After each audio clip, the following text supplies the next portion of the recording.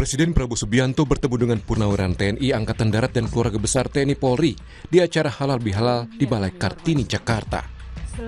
Satu hal yang menarik perhatian, Purnawirawan Jenderal TNI Angkatan Darat yang juga Wakil Presiden Indonesia ke-6, Tri Sutrisno, tampak duduk di kursi depan bersama Presiden Prabowo dan Sri Sultan Hamengkubuwono X dan pelaksana tugas Ketua Umum Persatuan Purnawirawan TNI AD, Majen Purnawirawan Komarudin Simanjuntak.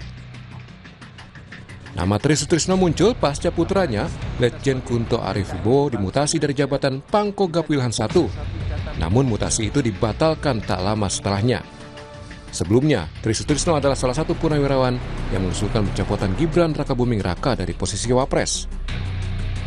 Dalam pidatonya, Presiden Prabowo menyinggung peran prajurit TNI yang sudah purna tugas untuk tetap memberikan sumbangsih kepada negara. Presiden juga menghargai sikap dan pendapat purnawirawan, meski harus diselaraskan dengan situasi negara. Kita hargai semua sikap, semua pendapat, tapi tentunya kita harus belajar dari sejarah. Kita harus lihat kenyataan yang sedang berlaku. Bahwa di dunia ini sekarang, hanya yang kuat yang survive.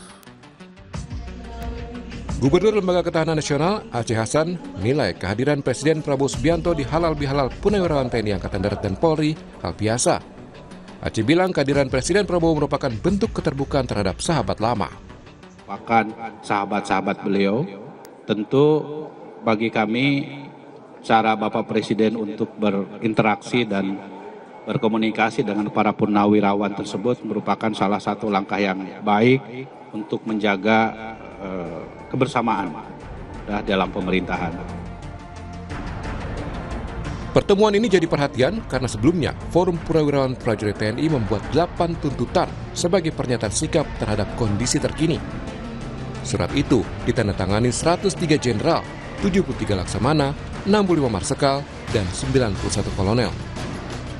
Surat tersebut tertanda tangan Jenderal TNI Purnawirawan Fahrul Razi dan Tiasno Sudarto, Laksamana TNI Purnawirawan Slamet Subianto, dan Marsekal Purnawirawan Hanafi Asnan, dengan diketahui Jenderal TNI Purnawirawan Tri Sutrisno. Salah satu usulannya agar posisi Gibran Rakabuming Raka sebagai Wakil Presiden diganti. Hal ini dikomentari Ketua Dewan Ekonomi Nasional yang juga Purnawirawan Jenderal TNI Luhut Binsar Panjaitan, yang menyentil sejumlah purnawirawan yang meminta pergantian wakil presiden. Luhut menyebutnya sebagai perilaku kampungan. Unsur politiknya Pak, Presiden Prabowo ini menegur Panglima TNI ini benar Pak? Kan bisa aja terjadi. Nggak ada hal yang aneh-aneh. Tapi Pak Luhut memantau itu Pak ya? Dan katanya disangkut-pautkan dengan ada unsur pemaksulan Pak Gibran dari Pak Gibran. Apa sih? Kita harus kompak gitu aja sekarang. Ini keadaan dunia begini, ribut-ribut gini kan kampungan ya. Jadi kita harus fokus di mana mendukung pemerintah.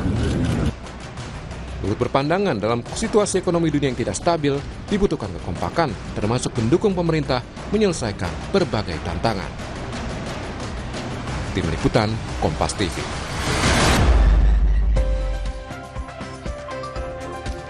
Setelah sejumlah peristiwa yang terkait dengan purnawirawan TNI, diantaranya soal suara-suara pencopotan Gibran dan batalnya mutasi anak Tri Sutrisno, apakah pertemuan Presiden dengan purnawirawan TNI dalam halal bihalal punya makna tertentu yang berkaitan dengan situasi politik saat ini? Kita akan ulas bersama dengan sejumlah narasumber, sudah bergabung melalui sambungan daring.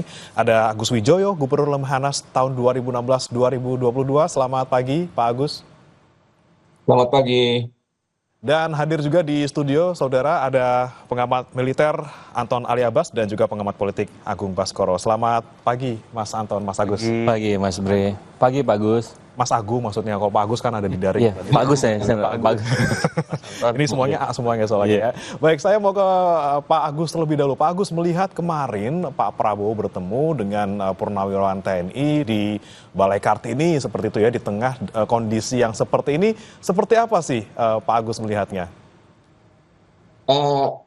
Hal itu merupakan hal yang sangat baik, karena kalau diingat, semua purnawirawan itu berasal dari sumber satu sumber yang sama, yaitu sebagai perwira TNI.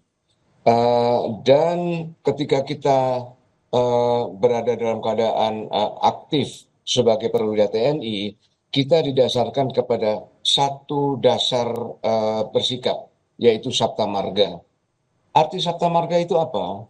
Arti Sabta Marga itu adalah above politics. Sabta Marga tidak memasuki intervensi politik atau memasuki wilayah politik.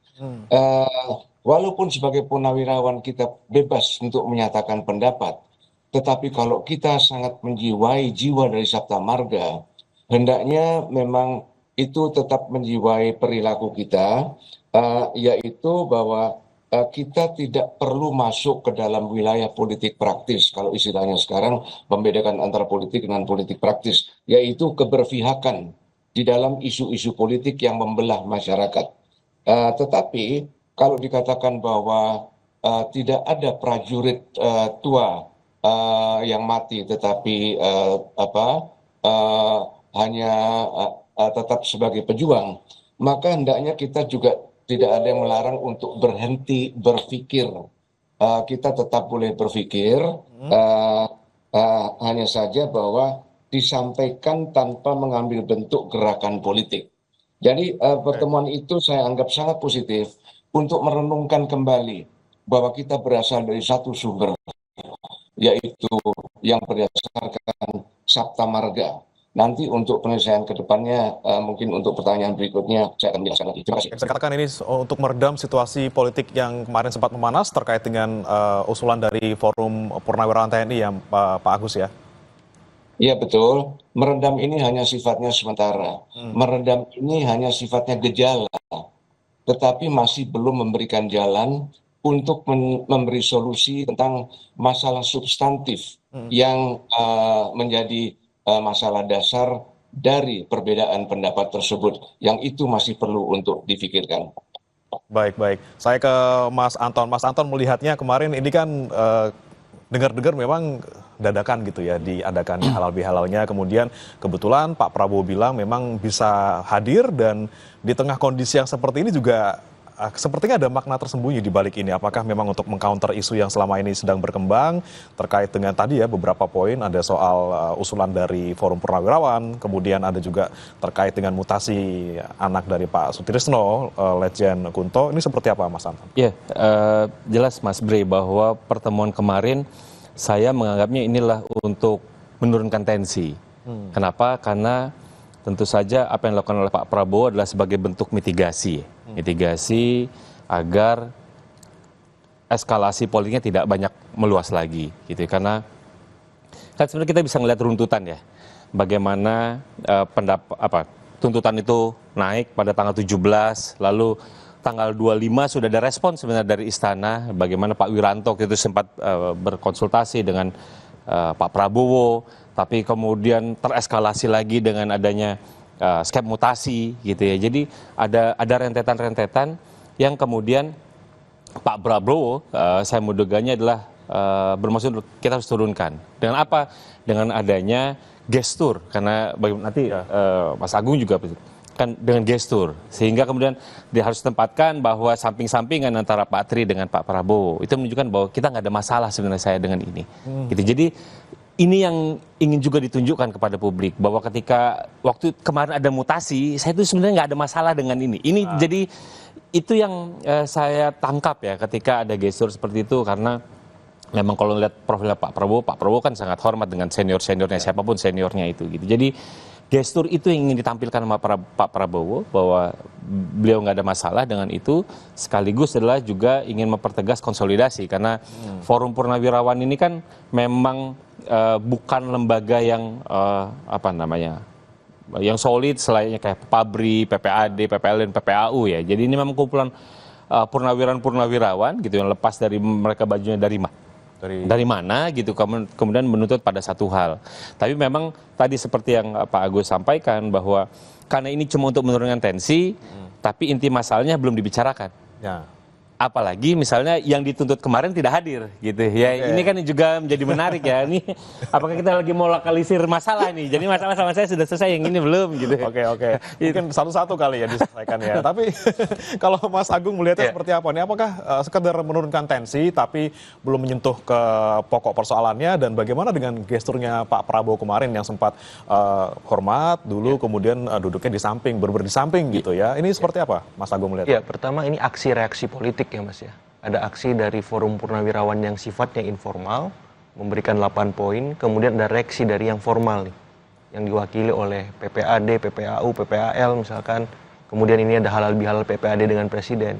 Jadi ini penting, walaupun ujungnya nanti meredam ya, tapi minimal ada respon yang diberikan oleh pemerintah, baik oleh Pak Wiranto ataupun lewat forum-forum purnawirawan yang resmi itu.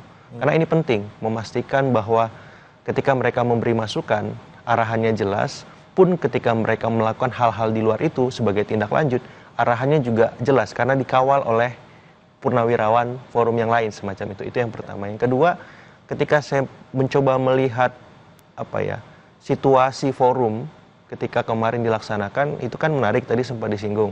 Pak Prabowo dengan Pak Tri duduk berbarengan, kemudian sebelum pidato, Pak Prabowo memberikan hormat.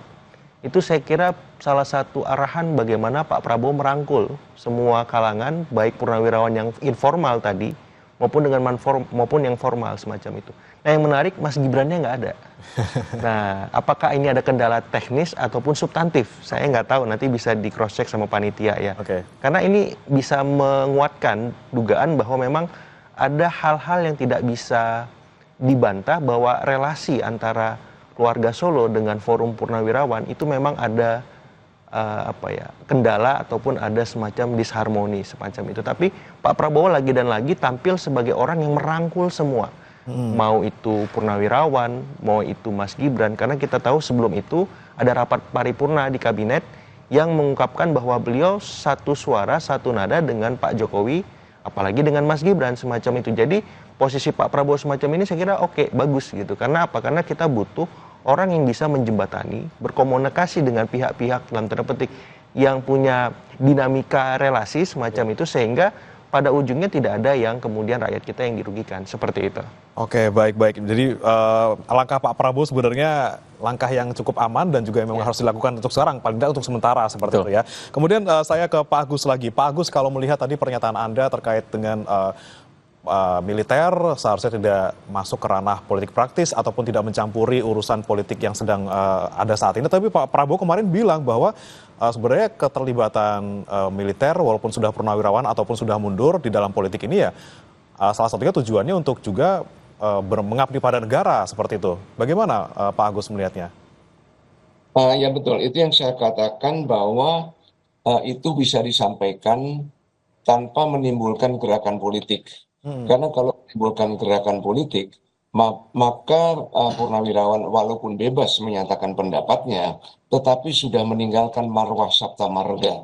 Bahwa Sabta Marga itu yang dimaksudkan above politics, hanya menjalankan kebijakan negara dan tidak masuk ke dalam politik praktis, bahwa sekarang sudah terjadi masuknya para purnawirawan ke dalam gerakan politik praktis, dan kalau sudah masuk ke dalam domain warga sipil yang membebaskan itu, besar kemungkinan akan terjadi perbedaan-perbedaan pendapat, bahkan pertentangan-pertentangan pendapat yang seperti kita lihat sekarang ini. Jadi hendaknya sampaikan dalam bentuk saran-saran yang tidak berwujud kepada gerakan politik untuk kepentingan bangsa. Tentu ini adalah timbal balik, tidak hanya satu arah, tetapi dua arah. Kita semua merenung apa sih yang dipersoalkan, apa yang menjadi isu persoalan di dalam perbedaan pendapat ini, guna untuk mencari solusinya. Oke, baik. Terkait dengan mungkin ada orang ataupun purnawirawan TNI yang juga akhirnya masuk ke dalam struktur gitu ya, struktur dari BUMN, kemudian ada juga yang di politik gitu ya. Ketika ada Pak Restu Widiantoro yang jadi Direktur PT Timah, ini seperti apa Pak Agus melihatnya? masuk ke dalam struktur politik itu hak setiap purnawirawan karena sudah diberi kebebasan. Tetapi hendaknya dia sadari bahwa dia telah meninggalkan marwah sabta marga yang telah menjiwai perilaku dan kehidupan kita selama paling sedikit 30 tahun gitu. Dan bahwa sebetulnya pengabdian utama kepada negara dan bangsa yang dilakukan melalui bidang olah keprajuritan telah selesai. Sekarang tinggal adalah tetap menjadi pejuang untuk mengawal negara dan bangsa tanpa harus melibatkan di dalam gerakan-gerakan yang bersifat politik praktis keberpihakan. Jadi itu adalah memang pada masing-masing. Dan ingat bahwa sebetulnya kumpulan-kumpulan purnawirawan ini bukanlah sebuah kumpulan politik yang tidak bisa diatasnamakan oleh ketua, dan masing-masing punya pendapat sendiri-sendiri. Ini adalah gerakan paguyuban untuk menyatukan semua purnawirawan dalam sebuah kehidupan purna pengabdian di dalam olah keprajuritan. Oke, baik. Kita akan nanti tanyakan lagi terkait dengan bagaimana kemudian kemarin Mas Gibran tidak hadir gitu ya, walaupun memang seperti apa sih sebenarnya kalau ada forum purnawirawan ini, apakah memang orang-orang yang diundang hanya memang purnawirawan atau seperti apa? Kita akan bahas lengkapnya saudara setelah jeda berikut di Sapa Indonesia Pagi.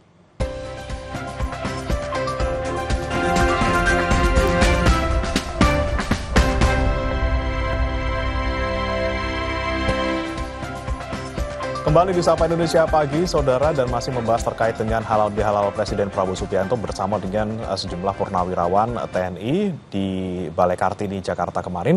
Dan tadi menyambung pertanyaan sebelum jeda ke Pak Agus lagi. Pak Agus, ketika misalnya kemarin Mas Gibran yang mungkin sekarang jadi fokus utamanya gitu, lagi jadi sorotan, justru tidak ada di forum. Nah, ini kemudian Anda melihatnya seperti apa? Walaupun memang ada omongan bahwa Mas Gibran memang lagi di Sika gitu ya, lagi ada kunjungan ke Sika sehingga tidak bisa datang, tapi ketika ada sebuah forum purnawirawan, baik itu halal bihalal ataupun acara lainnya, apakah memang terbatas hanya mereka yang sebagai purnawirawan, atau kemarin misalnya ada hadir juga Sri Sultan Hamengkubuwono yang di sana yang memang bukan purnawirawan, Pak Agus? Iya. Kalau mau jawaban yang humoristik seperti umumnya jawaban sekarang, pertanyaan itu bagus, tapi jangan tanya sama saya dong. Oke. Musim-musim jawaban sekarang kan seperti itu. Tanya sama panitia dong. Oke. Kan gitu. Ini gimana sih ini Kompas TV ini? Tapi Pak Agus, berarti kalau misalnya forum tuh biasanya memang ya eksklusif aja untuk purnawirawan saja gitu ya seharusnya ya. Ada Pak Nasaruddin Umar, Mas, sama Pak Nasaruddin juga Menteri Agama datang juga gitu. Ya, tergantung. Purnawirawan TNI itu selalu menghormati senior-seniornya, artinya otoritas politik, para menteri-menterinya, sangat tergantung. Tetapi kelihatannya seperti tadi juga jawaban dari para rekan-rekan narasumber, kelihatannya ini hanyalah berada pada tataran gejala, belum untuk menghunjam masuk mencari solusi pada tataran substansi. Nah, kalau gejala memang tadi istilahnya banyak disebutkan, digunakan meredam. Ya sudah, meredam yang ada di atas permukaan.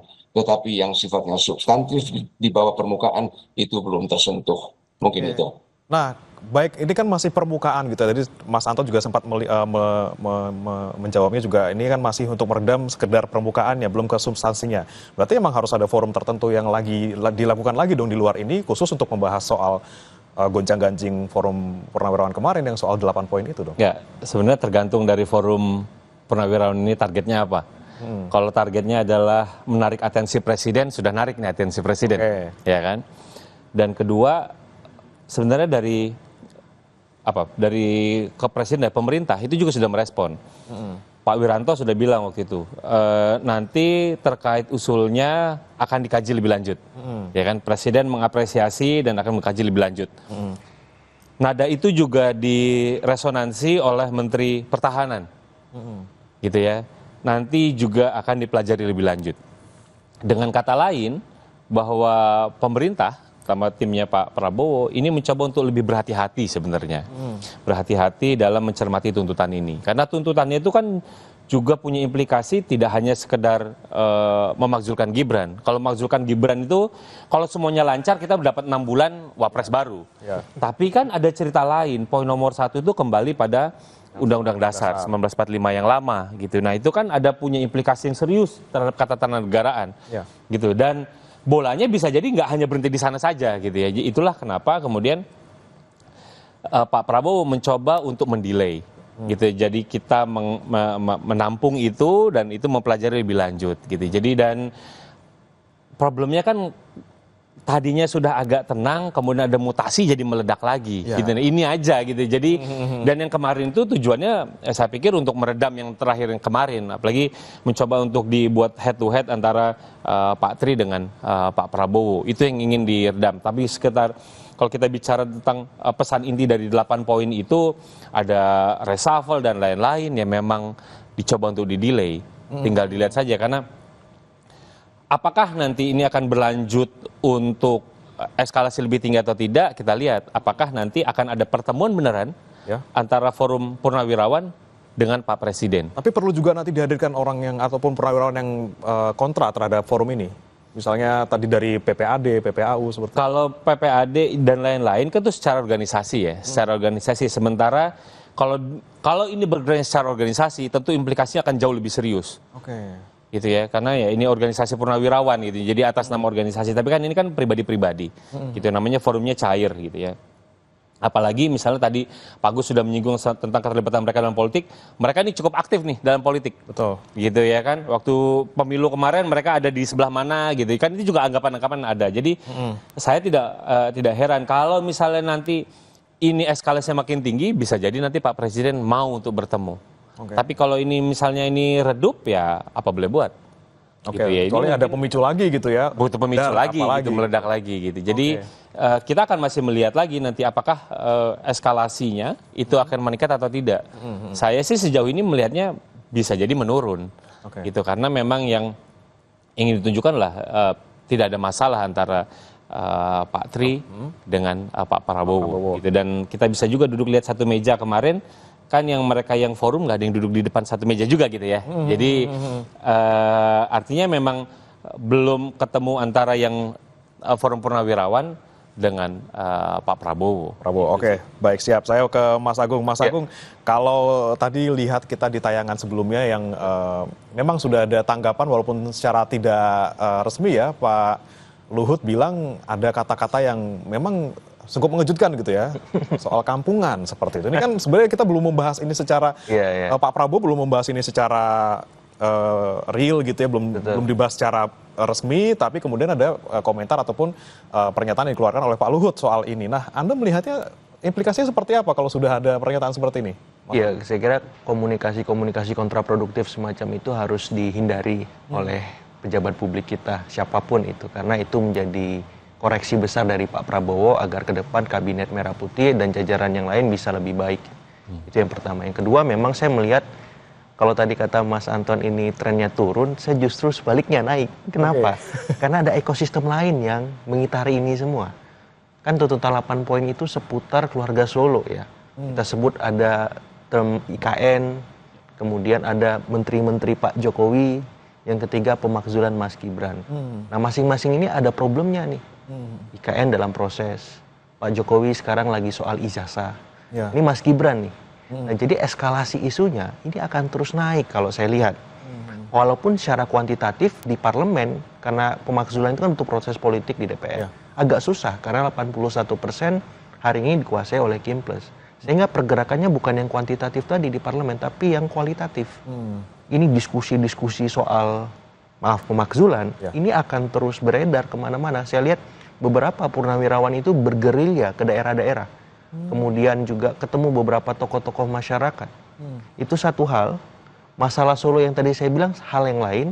Ini publik menunggu dan menanti bagaimana hal-hal tadi berlanjut dan terus bergulir. Karena biar gimana pun soal ijazah Pak Jokowi itu kan akan terus bergulir sampai 6 bulan sampai proses pengadilan misalkan. Kemudian yang pemakzulan ini juga jadi perdebatan ya, dialektika kita bersama sampai pagi ini. Jadi saya melihat eskalasinya akan terus naik walaupun tidak terlalu cepat ya, tapi progresnya kelihatan semacam itu. Dan respon dari pemerintah juga saya lihat memang cukup eksponensial gitu. Dari hari ke hari itu ada aja Gebrakannya. iya gebrakan, habis 8 poin kemudian ada pertemuan PPAD, tiba-tiba ada mutasi Pak Kunto, kemudian ada lagi halal bihalal, terus besok apa lagi gitu kan. Karena kan masing-masing ini punya basis semua, mereka pernah menjabat, pernah memimpin, dalam tanda petik ada pasukannya walaupun mungkin dalam bentuk-bentuk yang lain, tapi yang jelas saya berharap kepemimpinan Pak Prabowo bisa meredam itu semua, karena beliau pernah di oposisi juga kan. Beliau pernah juga memberikan masukan kepada pemerintah pada masa misalkan beliau sama Ibu Mega kalah dalam Pilpres 2009.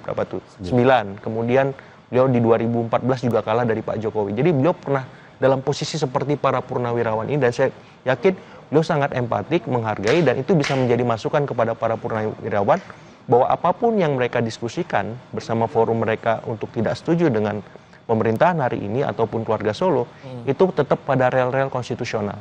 Jangan sampai di luar itu.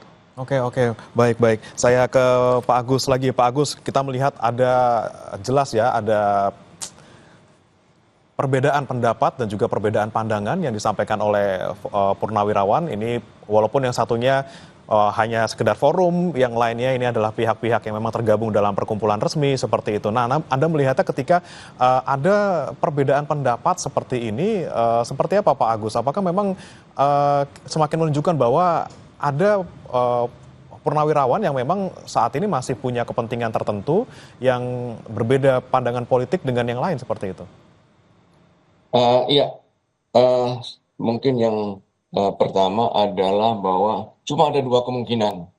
Apakah kedua belah pihak itu kampungan, ataukah kedua belah pihak itu tidak kampungan, karena memang punya pendapat.